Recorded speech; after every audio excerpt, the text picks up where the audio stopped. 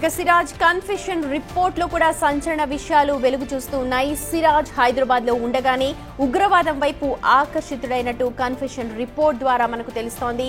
హైదరాబాద్ కు చెందిన సమీర్, వరంగల్ కు చెందిన ఫర్హాన్, యూపీకి చెందిన బాదర్ తో ఒక గ్రూప్ ఏర్పాటు చేసుకున్నట్టుగా గుర్తించారు. జకీర్ నాయక్, ఇస్రార్ అహ్మద్, షేక్ యాకూబ్ జమాలి, షేక్ జావేద్ రబ్బానీ ప్రసంగాలతో సిరాజ్ గ్రూప్ ప్రభావితమైనట్టుగా తెలుస్తోంది. ఆహిం పేరుతో ఓ రాడికల్ సంస్థను కూడా ఏర్పాటు చేసుకున్న సిరాజ్ గ్రూప్ ముంబైలోని మత కార్యక్రమాల్లో మరికొంతమందితో పరిచయం పెంచుకున్నాడు. బీహార్ కు చెందిన అబుతలేం అలియాస్ అబు ముసాబ్ సూచనలతో కార్యకలాపాలు నిర్వహించేవాడుగా తెలుస్తోంది. భారత్ ను ఇస్లాం దేశంగా మార్చాలి అన్నది ప్లాన్ గా తేల్చారు. ఇక అబు సూచనలతో తక్కువ ఖర్చుతో ఐఈడీ బాంబుల తయారీకి ప్రయత్నాలు మొదలుపెట్టారు. అవసరమైతే ప్రాణత్యాగం చేయడానికి కూడా సిద్ధమయ్యానని సిరాజ్ తన కన్ఫెషన్ రిపోర్ట్ లో తెలిపాడు. ప్రస్తుతం అవే రిపోర్ట్ కి సంబంధించినవి అన్ని బిగ్ టీవీ స్క్రీన్ మీద మీరు చూస్తున్నారు. ఒమన్ లో పనిచేస్తోన్న హైదరాబాద్ వాసి ఇమ్రాన్ సిరాజ్ కు బాంబుల తయారీకి అవసరమైన డబ్బులు అందించాడని కూడా అందులో చెప్పారు.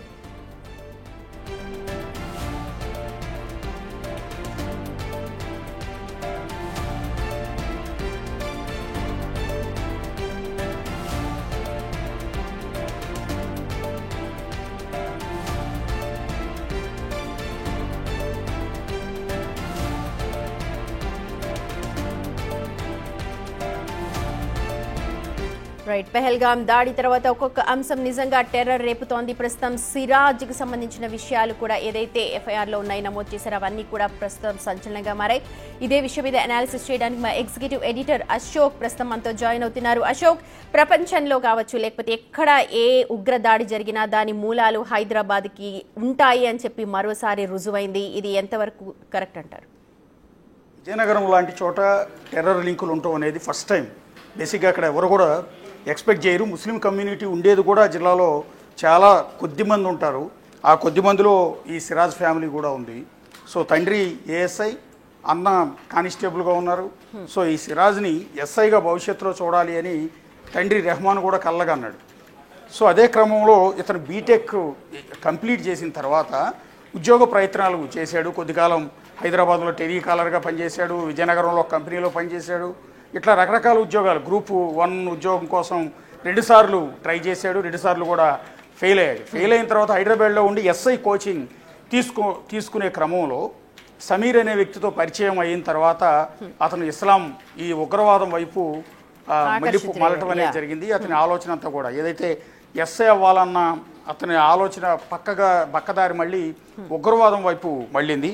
సో ఈ కన్ఫెషన్ రిపోర్ట్లో అదంతా కూడా క్లియర్గా ఒప్పుకున్నాడు సిరాజ్. ఏంటంటే ఇందులో ఆ రోజు పట్టుబడిన రోజు ఏదైతే పోలీసులు సిరాజ్ని అదుపులోకి తీసుకున్న రోజు కూడా అతని దగ్గర ఉన్న బైక్లో ఒక సంచిలో ఈ పేలుళ్ళు సృష్టించడానికి కావాల్సిన మెటీరియల్ అంతా కూడా కొనుగోలు చేశారు. ఆ సంచితో సహా సిరాజ్ పట్టుబడ్డాడు. సో అతని దగ్గర నుంచి కూడా అది స్వాధీనం చేసుకున్నారు. ఇక్కడే అసలు డౌట్ అంతా కూడా వచ్చింది. మొదట ఏంటంటే కొంత దీనికి సంబంధించిన బేసిక్ ఇన్ఫో మాత్రమే ఉంది.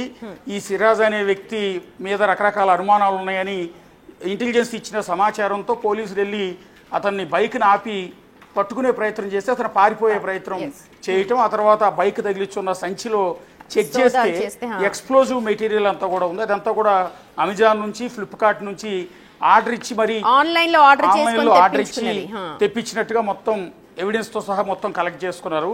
ఇవి ఎందుకు అని ప్రశ్నిస్తే అప్పుడు సిరాజ్ అసలు విషయం చెప్పాడు. ఇదంతా ఏంటంటే విజయనగరంలో కొన్ని చోట్ల ముందు పేలుళ్ళు సృష్టించాలని, ఈ ప్లాన్ అంతా కూడా చేయాలని సిరాజ్ ఒప్పుకోవడం అనేది జరిగింది. ఇది ఆ రోజు ఐఈడి ఎక్స్ప్లోజివ్ మెటీరియల్ డివైస్ తయారు చేయడానికి కావాల్సిన రసాయన పదార్థాలన్నింటినీ కూడా ఆ సంచిలో ఉన్నాయని సిరాజ్ ఒప్పుకున్నాడు. ఆ ఎవిడెన్స్ను కూడా పోలీసులు కలెక్ట్ చేసుకున్నారు. ఆ తర్వాత అతను ఒప్పుకున్నది ఏంటంటే బీటెక్ మెకానికల్ ఇంజనీరింగ్ చదువుకుని ఉద్యోగ ప్రయత్నంలో ఉన్నాను. సో మా నాన్న ఏఎస్ఐగా పనిచేస్తున్నారు. మా అన్న ఆసిఫుర్ రెహమాన్ విజయనగరం జిల్లాలో ఎస్టీఎఫ్ కానిస్టేబుల్గా పనిచేస్తున్నాడు. మా ముగ్గురికి కూడా పెళ్లి కాలేదు. అమ్మ హౌస్ వైఫ్గా ఉన్నారు. 2017లో ఇంజనీరింగ్ పూర్తయిన తర్వాత కొత్త వలస దగ్గర ఉన్న కంటకపల్లిలో సర్దా కంపెనీలో 4 నెలల పాటు పనిచేశాడు. తర్వాత హైదరాబాద్లో ఎస్ఐ సెలక్షన్ కోసం 2018 నుంచి 2022 వరకు 2 సార్లు ప్రయత్నం చేశాడు కానీ సెలెక్ట్ కాలేకపోయాను. గ్రూప్ 2 కొరకు కోచింగ్ తీసుకుని 2019 మరియు 2024లో 2 సార్లు ప్రయత్నం చేశాను కానీ సెలెక్ట్ కాలేదు. అంటే ఎస్ఐకి ట్రై చేశాడు, అది సెలెక్ట్ అవ్వలేదు. గ్రూప్ 2కి ట్రై చేశాడు, అది కూడా సెలెక్ట్ కాలేకపోయాను. 2024 ఆగస్టు, సెప్టెంబర్, అక్టోబర్ నెలల్లో 108లో టెలికాలర్గా కూడా పనిచేశాడు హైదరాబాద్లోనే. అది కూడా 2020 లాస్ట్ ఇయర్ ఆగస్ట్, సెప్టెంబర్, అక్టోబర్లో. హైదరాబాద్లో ఉండగానే అంటే ఈ టెలికాలర్గా పనిచేస్తున్నప్పుడే ముషీరాబాద్, బోయిగూడకు చెందిన సయ్యద్ సమీర్తో పరిచయం ఏర్పడింది. సో ఇక్కడ నుంచి అసలు కథ అంతా కూడా మొదలైంది. ఇంత ముందు వరకు అతని లక్ష్యం గ్రూప్ 2 ఎంప్లాయీ కావాలని 2 సార్లు ట్రై చేశాడు, ఇంటర్వ్యూలో ఫెయిల్ అయ్యాడు. ఎస్ఐ కావాలనుకున్నాడు, కోచింగ్ తీసుకున్నాడు, 2 అటెంప్ట్ చేశాడు, 2 సార్లు కూడా సెలెక్ట్ కాలేకపోయాడు. సో అతని లక్ష్యం అప్పటి వరకు ఉన్నది ఎస్ఐ అవ్వాలి లేదా గ్రూప్ 2 ఎంప్లాయీ అవ్వాలి. ఎప్పుడైతే సమీర్ పరిచయం అయ్యాడో టెలికాలర్గా 108లో పనిచేశాడు. అది కూడా ఇతను టెలికాలర్గా 108లో పనిచేస్తున్నప్పుడే ఈ సమీర్ అనే వ్యక్తి పరిచయం అయ్యాడు. సమీర్ అనే వ్యక్తి పరిచయం అయిన తర్వాత ఇతని లైఫ్ కంప్లీట్ మారిపోయింది, ఉగ్రవాదం వైపు మళ్ళింది. ఇందులో రాసిన దాంట్లో చాలా వెరీ వెరీ ఇంట్రెస్టింగ్గా చెప్పాడు. ఎందుకు ఉగ్రవాదం వైపు యూత్ మళ్ళుతున్నారు, వాళ్ళ జీవితాలు నాశనం చేసుకుంటూ ఉన్నారు అనేది ఇక్కడ మనకి సిరాజ్ జీవితాన్ని చూస్తే చాలా స్పష్టంగా అర్థమవుతుంది. సమీర్ ఓకే గ్రూప్ 2 హైదరాబాద్లో ఉండగా ముషీరాబాద్, బోయిగూడకు చెందిన సయ్యద్ సమీర్తో పరిచయం ఏర్పడింది. సమీర్తో పాటు వరంగల్కు చెందిన ఫరాన్ మొయిద్దీన్ మరియు ఉత్తరప్రదేశ్కు చెందిన బదర్తో కూడా పరిచయం ఏర్పడి ఖిలాఫత్ మరియు జిహాదీ విషయాల గురించి చర్చించుకోవడం. ఒక సమీర్ మాత్రమే కాదు, వరంగల్కి సంబంధించిన ఫరాన్ మొహమ్మద్దీన్ కావచ్చు, వీళ్ళందరూ కలిసి ఒక రూమ్ లో ఉండేవాళ్ళు. ఆ రూమ్ లో వీళ్ళు రకరకాల అంశాల గురించి డిస్కస్ చేసేవాళ్ళు. ఒకటి ఖిలాఫత్ గురించి అండ్ జిహాదీ విషయాల గురించి డిస్కస్ చేసుకునేవాళ్ళం. సమీర్ సహచర్యంలో మరియు సామాజిక మాధ్యమాల ద్వారా ముస్లింల పైన జరుగుతున్న అన్యాయాలపై చర్చించడం, అంటే ముస్లింల మీద అన్యాయాలు జరుగుతున్నాయని వీళ్ళంతా కూడా సోషల్ మీడియాలో వీళ్ళకి సంబంధించిన ఆర్గనైజేషన్స్కి సంబంధించిన గ్రూప్స్ ఏవైతే ఉంటాయో వాటన్నిటిలో కూడా అబ్జర్వ్ చేశారు. దాంతోపాటు డాక్టర్ ఇషార్ అహ్మద్, జకీర్ నాయక్, షేక్ యాకూబ్ జమాల్ అండ్ షేక్ జావేద్ రబ్బానీ వాళ్ళ ప్రసంగాలు మొత్తం కూడా ఈ బ్యాచ్ అంతా వినేవాళ్ళు. వాళ్ళ ప్రసంగాల ద్వారా నాలో ఉన్న మతోన్మాదం తీవ్ర రూపం దాల్చింది అనేది కన్ఫెషన్ రిపోర్ట్లో ఒప్పుకున్నాడు. ఒకటి ఇక్కడ ప్రస్తావించాల్సింది ఏంటంటే, ఏదైతే ఇండియా బ్యాన్ చేసిందో జకీర్ నాయక్ లాంటి వాళ్ళ ప్రసంగాలకు ప్రభావితమై ఈ సిరాజ్ అనే వ్యక్తి ఉగ్రవాదం వైపు, ఇస్లాం రాజ్య స్థాపన లక్ష్యంగా ఈ ఉగ్రవాదం వైపు మళ్ళాడు అనేది దీన్ని బట్టి చాలా స్పష్టంగా అర్థమవుతుంది. ఇంకోటి ఏంటంటే, ఇందులో రాసింది మా ఆలోచనలో భాగంగా ముస్లింలకు బిఎల్టీ అంటే భగవా లవ్ ట్రాప్ ద్వారా ముస్లిమేతరులు అంటే వేరే మతాలకు సంబంధించిన వాళ్ళు ముస్లిం స్త్రీలను ప్రేమించి పెళ్లి చేసుకోకుండా మోసగిస్తున్నారు. ముస్లిం అమ్మాయిలందరినీ ట్రాప్ చేసి వేరే మతాలకు సంబంధించిన వాళ్ళు ప్రేమిస్తున్నారు, పెళ్లి చేసుకోవటం లేదు, చేసుకోకుండా లేడీస్ని మోసం చేస్తూ ఉన్నారు. భగవా లవ్ ట్రాప్ ద్వారా ముస్లిమేతరులు ముస్లిం స్త్రీలను ప్రేమించి పెళ్లి చేసుకోకుండా మోసం చేస్తున్నారని, అటువంటి మోసాలకు ముస్లిం స్త్రీలు గురి కాకుండా రక్షింపబడేందుకు అహిం అంటే అల్ హింద్ ఇతిహాదుల్ ముస్లిమీన్ అనే పేరుతో గ్రూపులు దేశవ్యాప్తంగా ఏర్పాటు చేసి అవగాహన కల్పిస్తూ యువతను మతోన్మాదం వైపు మొగ్గు చూపే విధంగా చేయుచున్నాను. దానిలో భాగంగా 2024 నవంబర్ 22వ తేదీన ముంబైకి వెళ్ళి 8 నుండి 10 మందితో కలిసి హక్ ఇండియాలో లైవ్ సెషన్కు prime mall shopping mall Andheri Mumbai మహారాష్ట్రలో హాజరయ్యాడు.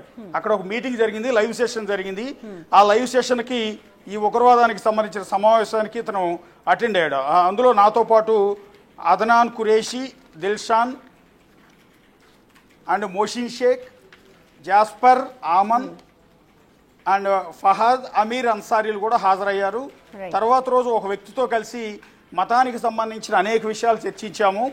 తర్వాత షహబాజ్ మరియు జీషన్లు కలవటానికి జనవరి 26వ తేదీ 2025 ఈ సంవత్సరం బయలుదేరి ఢిల్లీ వెళ్ళారు. కానీ వారు అందుబాటులో లేకపోవడంతో కలవలేకపోయాను. వాళ్ళు షహబాజ్ విదేశాలకు వెళ్ళిపోయాడు.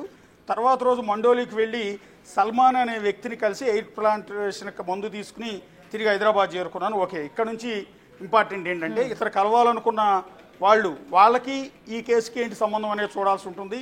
ఇందులో షహబాజ్ అనే వ్యక్తి గురించి ప్రధానంగా ప్రస్తావించాడు. అతను విదేశాలకు వెళ్ళిపోయాడు. సో ఇప్పుడు ఎన్ఐఏ అతను కూడా ఆరా తీసే అవకాశం ఉంటుంది. తర్వాత ఇంకొక జీషన్ అనే వ్యక్తిని కలవటానికి వెళ్ళారు. అయితే ఇక్కడ అశోక్ నార్మల్ గా ఇందాక నేను అడిగాను, హైదరాబాద్ లింకులు ఖచ్చితంగా ఉంటాయి ఎక్కడ ఉగ్రదాడి జరిగినా, కానీ ఇప్పుడు ఇక్కడ విజయనగరాన్ని ఎంచుకోవడానికి గల కారణం ఎవరికి డౌట్ రాదు. విజయనగరానికి సంబంధం లేదు. నిజం చెప్పాలి అంటే విజయనగరానికి సంబంధించిన వ్యక్తి హైదరాబాద్ లో గ్రూప్ 2 కోసమో లేకపోతే ఎస్ఐ కోచింగ్ కోసమో హైదరాబాద్ వచ్చి ఇక్కడ కొంతమంది ముస్లిం వ్యక్తులతో పరిచయాలు పెంచుకుని అలా ఉగ్రవాదం వైపు వెళ్ళాడు. ఇక్కడ లింక్ అంతా కూడా మళ్ళీ హైదరాబాద్ తోనే ఉంది. హైదరాబాద్ లో ఉగ్రవాద ప్రేరేపిత సంస్థల ప్రతినిధులతో ఇతను సంబంధాలు పెట్టుకున్న తర్వాత ఇతను ఉగ్రవాదిగా మారాడు. అంతే తప్ప డైరెక్ట్ గా విజయనగరానికి దీనికి డైరెక్ట్ లింక్ లేదు. కేవలం విజయనగరానికి సంబంధించిన వాడు అనేది మాత్రం ఇక్కడ ఇంపార్టెంట్. కాకపోతే అతని తండ్రి ఏఎస్ఐగా ఉన్నాడు, అన్న కానిస్టేబుల్ గా ఉన్నాడు. సో ఏఎస్ఐగా ఉన్న తండ్రికి తన కొడుకు ఏం చేస్తున్నాడు కనీసం ఐడియా ఉండదు. ఒక పోలీస్ స్టేషన్ ఎస్ఐగా పనిచేస్తున్న వ్యక్తికి అనుమానమైన రావాలిగా తన కొడుకుకి అకౌంట్ లో కూడా భారీ డబ్బులు ఉన్నాయి, అకౌంట్ లో అంత భారీ డబ్బు ఎక్కడి నుంచి వస్తుంది అని చెప్పి డబ్బులు ఎంత వస్తుంది, కొడుకు లగ్జరీగా బతుకుతున్నాడా లేదా, ఎవరెవరితో ఫోన్ లో మాట్లాడుతున్నాడా అనేది కనీసం అనుమానం వస్తుంది సొంత కొడుకు మీద. ఆ ఎస్ఐకి ఎందుకు రాలేదు అనేది ఇక్కడ డౌట్ ఉంది. ఇంకోటి ఏంటంటే కొడుకు చేస్తున్న ఈ పనిని తండ్రి అన్న కూడా సపోర్ట్ చేశారా అనే అనుమానాలు కూడా రైజ్ అవుతున్నాయి. ఎందుకంటే తండ్రిని వాళ్ళ బ్రదర్ని ఇద్దరిని కూడా ప్రస్తుతం పోలీస్ స్టేషన్లోంచి అన్నయ్య వాళ్ళు కోచింగ్ చేస్తూ ఉన్నారు. సో ఇక ఇక్కడ మనం చూడాల్సింది ఏంటంటే సౌదీలో ఉన్న బీహార్కు చెందిన అబు ముసాబ్ అనే వ్యక్తి సూచనల మేరకు నేను సమీర్లు కలిసి గజ్వా ఈ హింద్ తీసుకురావాలని అతనితో తరచూ సిగ్నల్ యాప్ ద్వారా మాట్లాడుతూ జిహాదీ చర్యల వైపు ఆకర్షితులమై ముస్లిమేతరుల దాడుల నుంచి తప్పించుకుని మరియు వారిపై దాడి చేయడానికి తక్కువ ఖర్చుతో రసాయన పదార్థాలు ఉపయోగించి ఐఈడి బాంబులు తయారు చేయాలని నిర్ణయించుకున్నాము.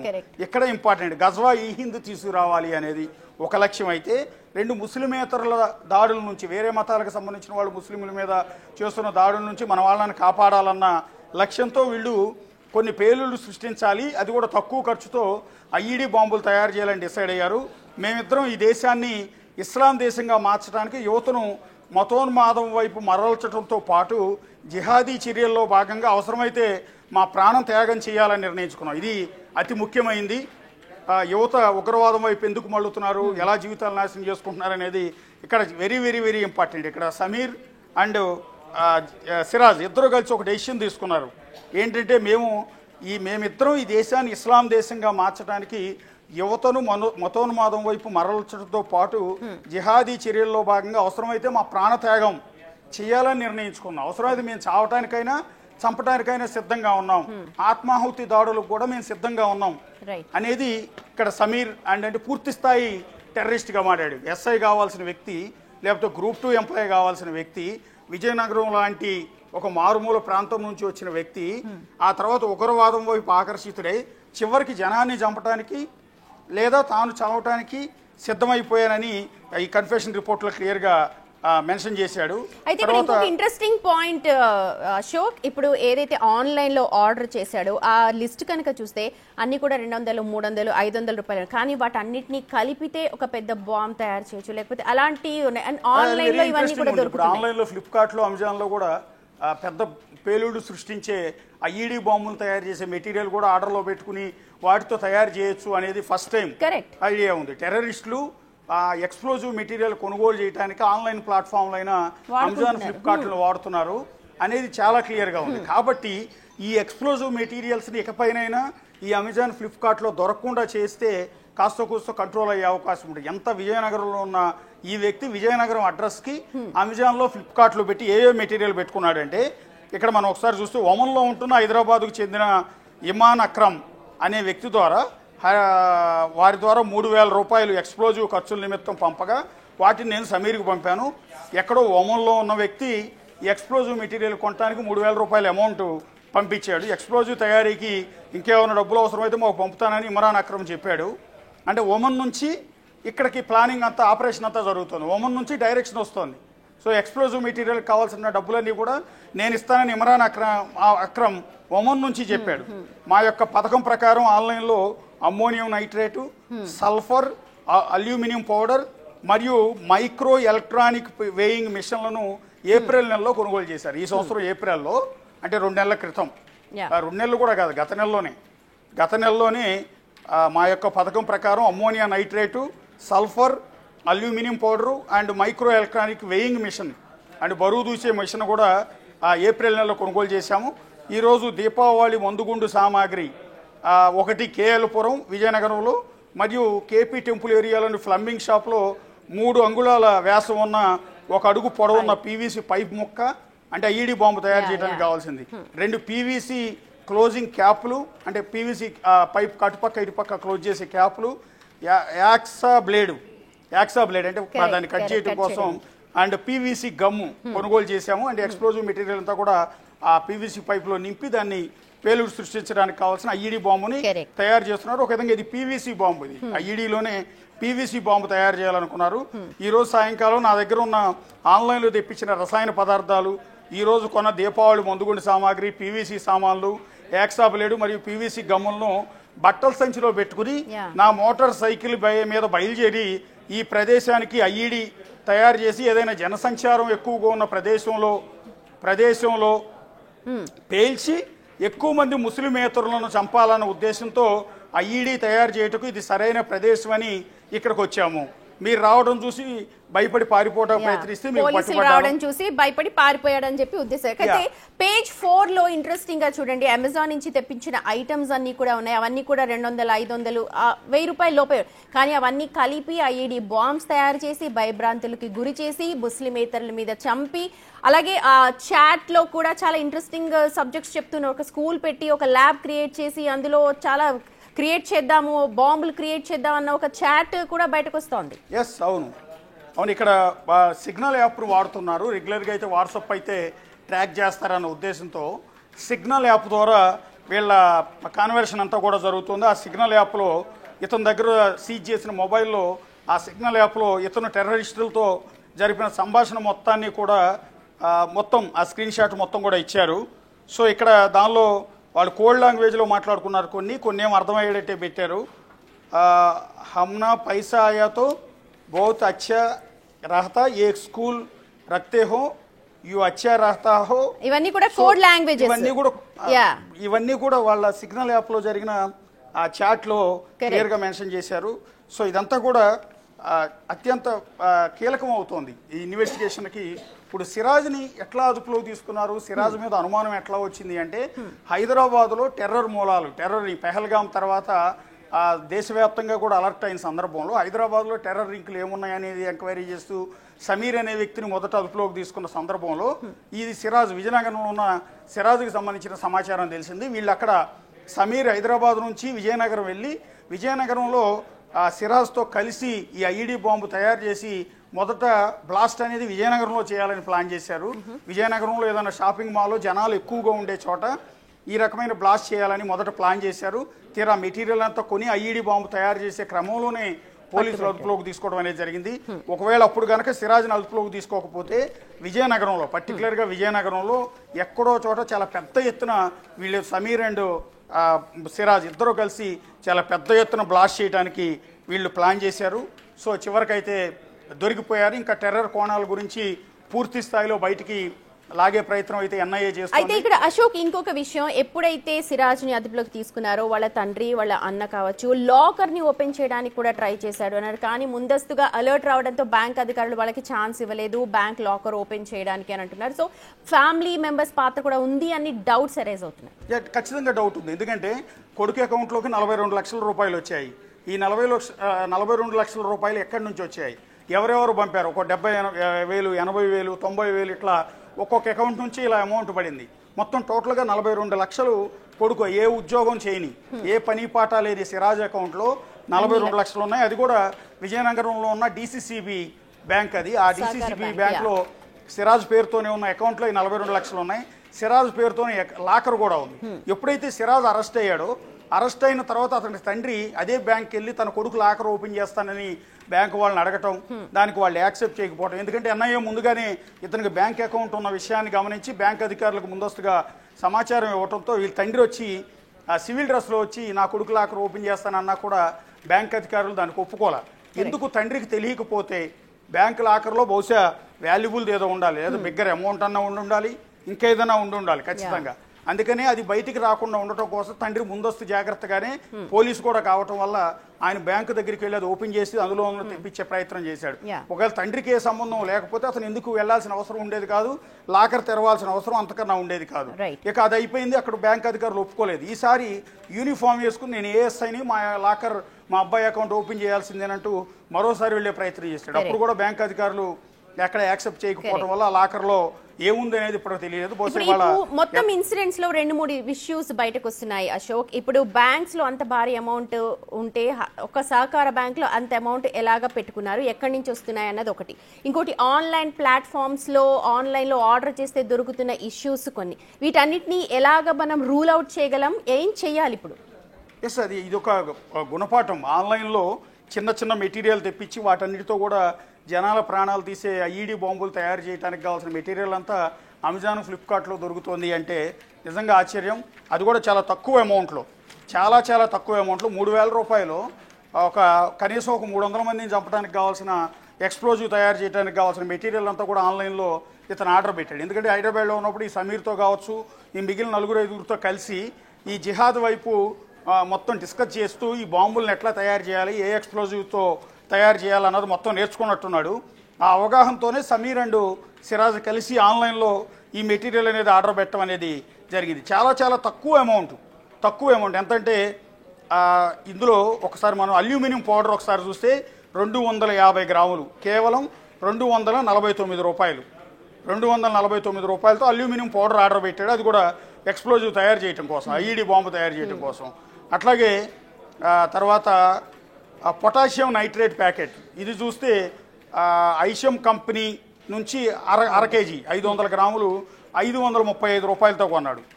తర్వాత అమెజాన్ నుంచి ఆర్డర్ పెట్టాడు. సో ఇట్లా చెప్పుకుంటూ పోతే ప్రతి ఒక్కటి కూడా సల్ఫర్ పౌడర్ కూడా అమెజాన్ నుంచి అర కేజీ కొన్నాడు, కేవలం 299 రూపాయలు మాత్రమే. సో ఇట్లా ప్రతి మెటీరియల్ కూడా 500-250 రూపాయలు మాత్రమే ఉన్నాయి.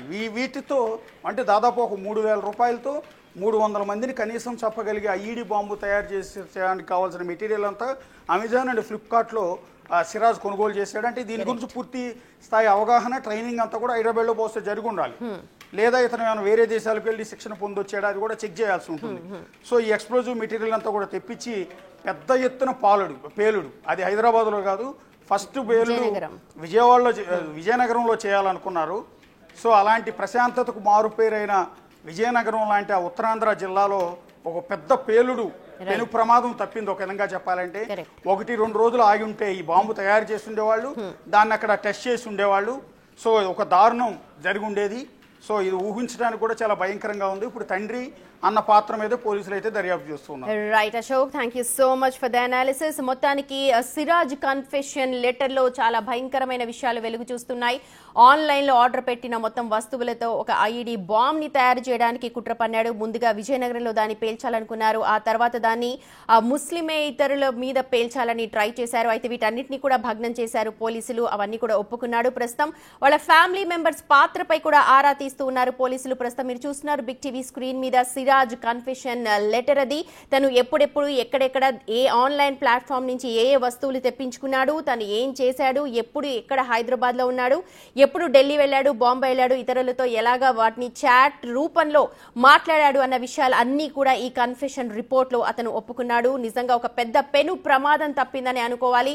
ఇప్పుడు ప్రతి ఒక్కరు ఆన్లైన్ ప్లాట్ఫామ్ వాడే వాళ్ళు ప్రతి ఒక్కరు కూడా అలర్ట్ గా ఉండాలి. అలాగే అమెజాన్ కావచ్చు, ఫ్లిప్కార్ట్ కావచ్చు, వీటన్నిటి కూడా బాధ్యతాయుతంగా ప్రవర్తించాల్సిన అవసరం కనిపిస్తోంది. ఎవరు ఏ ఆర్డర్ చేస్తున్నారు, దేనికి వాడుతున్నారు అన్నది చెక్ చేయడం కష్టమైనప్పటికీ కూడా తరచుగా ఆర్డర్స్ పెడుతున్నది ఎవరు అన్న దాని మీద ఒక ఫోకస్ పెట్టాల్సిన అవసరం అయితే కనిపిస్తోంది. ప్రస్తుతం యూట్యూబర్స్ మీద కూడా ఫోకస్ పెడుతూ ఉన్నారు. అలాగే ఇప్పుడు ఆన్లైన్ ప్లాట్ఫామ్ ఎక్కువగా యూజ్ చేసే వాళ్ళ మీద కూడా ఫోకస్ పెట్టాల్సిన అవసరం కనిపిస్తోంది. దేశ భద్రత ముందు ఇవన్నీ కూడా చాలా చిన్నవే. నిజంగా ఫోకస్ పెట్టాల్సిన అవసరం అయితే ఖచ్చితంగా ఉంది.